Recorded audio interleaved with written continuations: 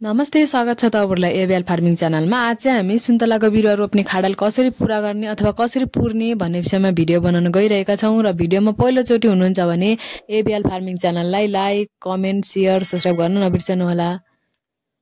सुन्तलाको बिरुवा रोप्ने खाडल पुर्ने प्रक्रिया चाहिँ एउटा सफल सुन्तला खेतीको आधार पनि मानिन्छ, जसले बिरुवाको राम्रो वृद्धि, उत्पादन क्षमता, रोग र प्रतिरोधात्मक क्षमता सुनिश्चित गर्ने काम पनि गर्ने गर्दछ।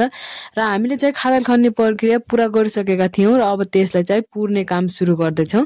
र खाडल कम्तीमा पनि 15 दिन अथवा 1 महिना अगाडि नै खनेर राख्नु पर्दछ, जसले गर्दा माटोमा रहेका हानिकारक किरा र ब्याक्टेरियाहरू नष्ट हुने गर्दछ। खाडल पुर्दाखेरि चाहिँ प्रत्येक खाडलमा 20 देखि 25 केजी सम्मको राम्रो गलेको गोठे मलहरू राख्नु पर्दछ। खाडलमा जैविक मल अथवा गोठे मलहरूको प्रयोग गर्नाले माटोमा ह्रास आउनबाट बचाउने काम गर्दछ।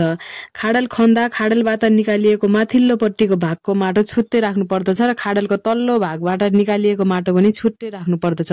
र खाडलबाट निकालिएको माथिल्लो भागको माटोमा यसरी मल र माटो बराबर हुने गरेर मिलाउनु पर्दछ र मल र माटो मिलाइसकेपछि खाडलको तल्लो भागमा जुन खाडलको माथिल्लो भागको माटो यसरी खाडलको तल्लो सतहमा राख्नु पर्दछ। यसरी मल र माटो बराबर गराएर खाडलमा खसालिसकेपछि खाडलमा रहेको माटोलाई बराबर गराएर मिलाउनु पर्दछ। र सामान्यतया सुन्तलाको बिरुवा रोप्नका लागि खाडल 1 मिटर लम्बाई र 1 मिटर चौडाई र 1 मिटर गहिराई गराएर खन्नु पर्दछ।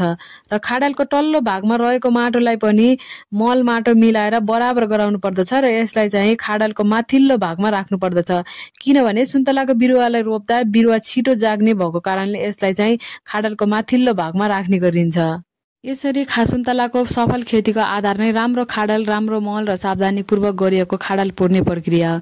यसरी खाडल राम्रोसँग पुर्ने र खन्ने काम गरियो भने बिरुवा राम्रोसँग जाग्छ, उत्पादन राम्रो हुन्छ र दीर्घकालीन फाइदा पनि प्राप्त हुने गर्दछ।